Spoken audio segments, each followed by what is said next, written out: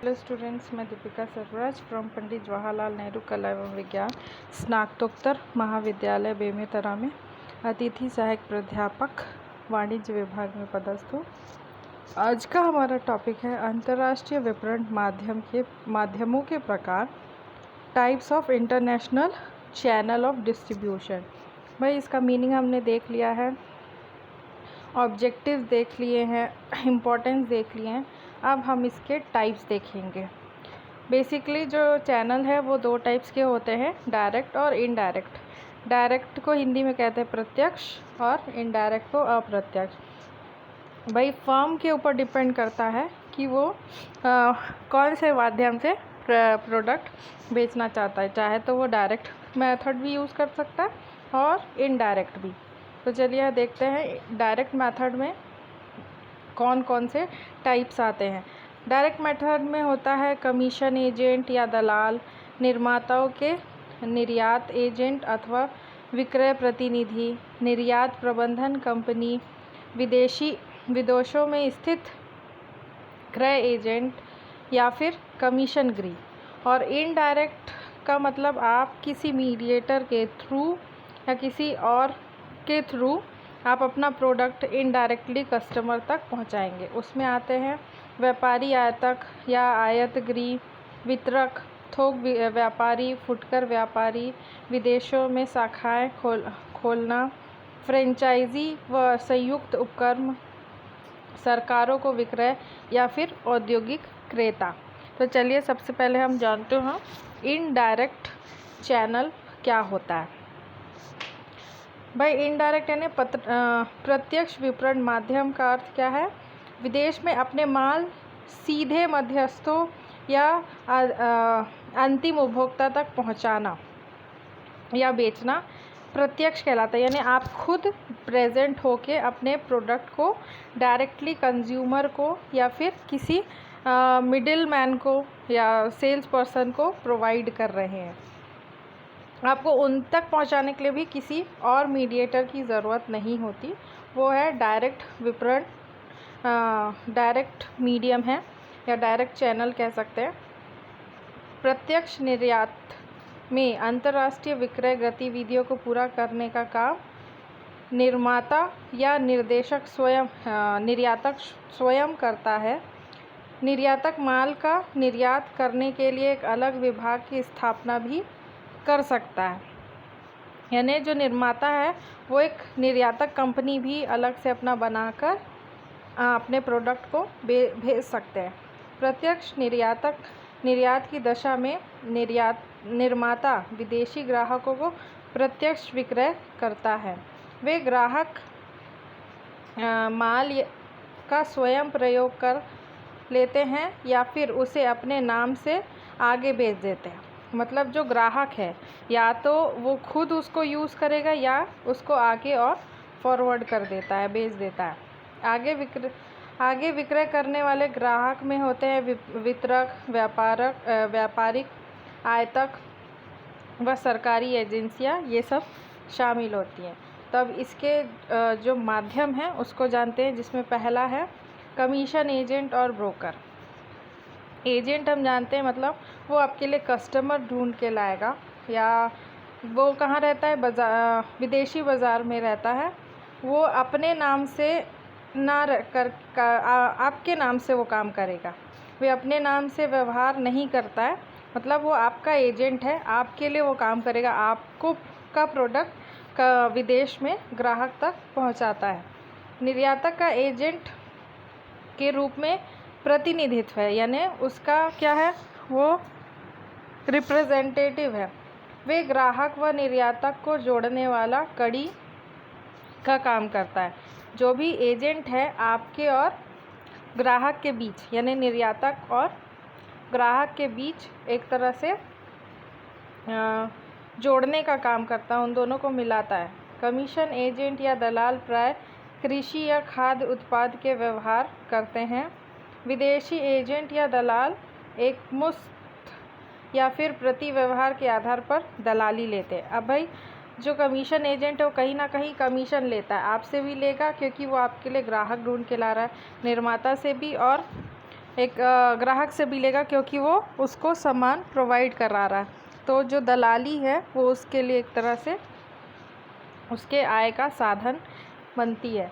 दूसरा है निर्माताओं के निर्यात एजेंट अथवा विक्रय प्रतिनिधि, मैन्युफैक्चरिंग एक्सपोर्ट एजेंट और सेल रिप्रेजेंटेटिव। ये ऐसे व्यक्ति होते हैं जो विदेश का भ्रमण करते रहते हैं तथा निर्यातक के माल के लिए वहां ग्राहक ढूंढते रहते हैं। ये अपनी सेवाओं के लिए कमीशन वसूलते हैं। प्राय यह एक या दो सीमित बाजार के विशेषज्ञ होते हैं तथा कई प्रतियोगी निर्यातकों को अपनी सेवाएं प्रदान करते हैं। वे अपने नाम पे व्यवहार ना करके केवल निर्यातक के एजेंट के रूप में काम करते हैं। ये भी एक तरह से एक्सपोर्टर ही हैं, लेकिन ये निर्माता के निर्यात एजेंट के रूप में करते हैं, यानी आपके एक्सपोर्ट एजेंट के रूप में ये काम करेंगे।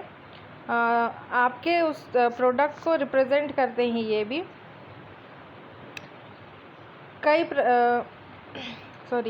एक प्रकार के निर्यातक एजेंट का प्राय ऐसे छोटे छोटे निर्माता प्रयोग करते हैं जिनका विदेश में स्वयं की कोई वितरण व्यवस्था नहीं होती है। मतलब ये उनको जो और भी छोटे छोटे निर्माता है उनका भी एक तरह से प्रोडक्ट सेल करते हैं,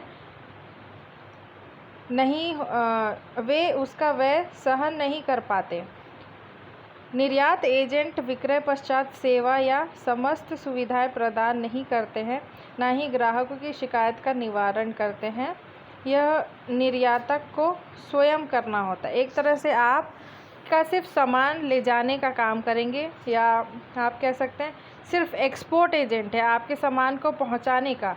बाकी जो कमीशन एजेंट होते हैं एक तरह से आपके ग्राहक के जो प्रॉब्लम्स हैं उसको भी सॉल्व करते हैं, लेकिन ये सिर्फ और सिर्फ विक्रय से संबंधित एजेंट रहेंगे जो आपके सामान को डिलीवर बस करते हैं। प्रत्यक्ष विपणन में इस माध्यम का मुख्य लाभ यह होता है कि इसमें लागत कम आती है तथा विदेशों में भ्रमण करते रहने से एजेंट को विदेशी बाजार के विषय में महत्वपूर्ण जानकारी मिलती रहती है, जिसका लाभ निर्माताओं की समस्त को पहुंचती है। मतलब निर्माता को भी पहुंचती है और निर्याता को भी पहुंचती है, क्योंकि ये घूमते रहते हैं, घूम घूम के ग्राहक ढूंढते रहते हैं। तीसरा है निर्यात प्रबंधन कंपनी या एक्सपोर्ट मैनेजमेंट कंपनी। कई देशों में निर्यात प्रबंधन कंपनियां कार्यरत हैं, यानी ये क्या करती है, निर्यात प्रबंधन करती हैं, आपके सामान को इधर उधर ले जाने का काम, जो कमीशन या निर्धारित पारिश्रमिक के आधार पर विदेशी निर्माताओं के पूर्ण निर्यात गतिविधि पर प्रबंधन करती है। मतलब आपके एक्सपोर्ट का मैनेजमेंट करेगी, जो आप सामान निर्यात करना चाहते हो उसका पूरा काम ये कंपनियां करती हैं। ये निर्यातक को विक्रय संवर्धन, शिपिंग व्यवस्था, प्रलेखीकरण जैसे सभी कार्य की व्यवस्था, मतलब जो एक्सपोर्ट करने के लिए जो जो ज़रूरत है, या से मतलब आपके प्रोडक्ट का एक तरह से एडवर्टाइजिंग या फिर उसका प्रमोशन करना, फिर उसको शिपिंग भी करेगी जहाज़ बाई एयर या बाई शिप, और फिर जो प्रलेख की ज़रूरत होती है, एक्सपोर्ट के जो पॉलिसीज़ होते हैं उसमें जो आपको फॉर्म लगते हैं, वो सब प्रलेखों को भी की व्यवस्था भी ये एक्सपोर्ट मैनेजमेंट कंपनियां करती हैं। चौथा है विदेश में स्थित क्रय एजेंट, यानी ओवरसीज बेस्ड बाइंग एजेंट। इस प्रकार के एजेंट किसी देश के आयातकों द्वारा विदेशी से माल आयात करने के लिए नियुक्त किए जाते हैं। क्रय एजेंटों का संबंध अपने देश के स्थित आयातकों से होता है। वे उनके लिए विदेशों से माल आयात करते हैं। निर्यातक ऐसे क्रय एजेंट के माध्यम से विदेश में माल निर्यात कर सकता है। वही जो ये एजेंट है वो एक तरह से क्या है, विदेश में ही स्थित रहते हैं और उनसे अलग अलग विदेशों से सामान लेते हैं और फिर अपने देश में उसको बेचते हैं, आयातकों को माल भेजते हैं या फिर बेचते हैं उसको। तो निर्यातक भी ऐसे एजेंट के माध्यम से विदेश में अपना माल बेच सकता है। पांचवा है कमीशन एजेंट, कमीशन गृह, कमीशन हाउस। कमीशन गृह विदेशी निर्यातक के माल आयात करके उनके द्वारा निर्धारित मूल्य व शर्त पर अपने देश में वह माल बेचता है। यानी इनके पास एक तरह से गोडाउन है या फिर कुछ हाउस जैसा है जहाँ पे ये सामान मंगाते हैं और फिर जो निर्धारित मूल्य रहता है या प्राइस है और जो शर्तें हैं उसके हिसाब से ही ये प्रोडक्ट को बेचते हैं। कमीशन गृह ना तो अपने नाम से माल खरीदते हैं ना ही अपने नाम से माल बेचते। सिर्फ इनका काम है कि वो प्रोडक्ट खरीदेंगे और बेचेंगे, अपना लेबलिंग नहीं करेंगे, आपके ही नाम से बेचते हैं। माल का स्वामित्व जो है वो निर्यातक का ही रहता है। इन्हें इनके द्वारा बेचे गए माल पर कमीशन मिलता है। अब कमीशन हाउस है तो जितना माल वो बेचेंगे उसके बदले उनको कमीशन मिलेगा। नेक्स्ट है वितरण के प्रत्यक्ष माध्यम के लाभ। अब भाई direct advantage of direct channel of distribution, तो ये भी दो प्रकार का होता है। यानी प्रत्यक्ष माध्यमों के उत्पन्न होने वाले जो लाभ हैं वो दो श्रेणियों में बांटा गया है, एक तो निर्माताओं को और दूसरा उपभोक्ताओं को। तो पहला है निर्माताओं को पहुंचने वाले लाभ, यानी जो मैन्युफैक्चरिंग कंपनी है उसको क्या लाभ मिलता है। तो पहला है विदेशी बाज़ार की जानकारी। भाई माध्यम एजेंट के माध्यम से या फिर मीडिएटर्स के माध्यम से उनको विदेशी बाज़ार की जानकारी मिलती है। विदेश में कैसे किस टाइप के प्रोडक्ट्स बिक रहे हैं, कहाँ कहाँ से आ रहे हैं, क्या चेंजेस है, क्या फ़ैशन है, या फिर ग्राहकों की मांग क्या है, उनकी रुचि क्या है। मार्केट से रिलेटेड जो भी इंफॉर्मेशन है वो सब विदेशी बाज़ार की जानकारी माध्यमों के बीच से निर्यातक को मिलती है। दूसरा है वितरण माध्यमों पर नियंत्रण। भाई जो वितरण माध्यम यानी डिस्ट्रीब्यूशन चैनल है उसमें कंट्रोल कर सकते हैं। प्रत्यक्ष वितरण की दशा में निर्माता स्वयं ही वितरण माध्यम होता है, अतः उसको अपने पर प्रत्यक्ष व पूर्ण नियंत्रण होता है। किसी बाहरी वितरक द्वारा वितरण करवाने से ना तो निर्माता का उसकी नीति पर नियंत्रण होता है, ना ही कार्यविधि पर और ना ही साख नीतियों पर। भाई क्योंकि जो निर्माता है वो डायरेक्ट क्या कर रहे हैं, कस्टमर तक किसी चैनल के थ्रू भेज रहे हैं प्रोडक्ट। अगर वो किसी और से हेल्प लेके अपना प्रोडक्ट को बेचेंगे तो क्या है, वो उन पे कंट्रोल नहीं कर पाएंगे। लेकिन ये खुद भेजते हैं सामान और खुद कस्टमर से मिल के बेचते हैं, तो क्या होता है इसमें वो नियंत्रण रख सकते हैं। जो भी डिस्ट्रीब्यूशन चैनल है उसमें सीधा नियंत्रण इनके हाथ में रहता है। अगला है विक्रय व लाभों में वृद्धि, यानी increase in sale and profit. प्रत्यक्ष वितरण के माध्यम से लाभों से बेचा जा सकता है, जिसके परिणाम स्वरूप मूल्य में कमी करके विक्रय व लाभों को बढ़ाया जा सकता है। भाई आप डायरेक्ट कस्टमर से बेच रहे हैं तो उससे क्या है, आप डायरेक्ट कस्टमर से इंटरेक्ट हो रहे हैं, तो अपने प्रोडक्ट का प्राइस कम करके भी आप अपने प्रोडक्ट को ज़्यादा से ज़्यादा बेच सकते हैं। इसमें क्या आपको की जो लागत है वो कम होगी। लेकिन अगर किसी मीडिएटर के हेल्प से बेचेंगे तो मीडिएटर को भी आपको पेमेंट करना है, फिर वो आगे उसको प्रोसेस करेगा, तो वहाँ दोनों लोगों को इनकम चाहिए तो वो अपना अपना मार्जिन जोड़ते हैं। लेकिन यहाँ डायरेक्ट आप बेचेंगे तो आपको सारा लाभ प्राप्त होगा। नेक्स्ट है औद्योगिक उत्पाद के लिए लाभ या फिर आवश्यक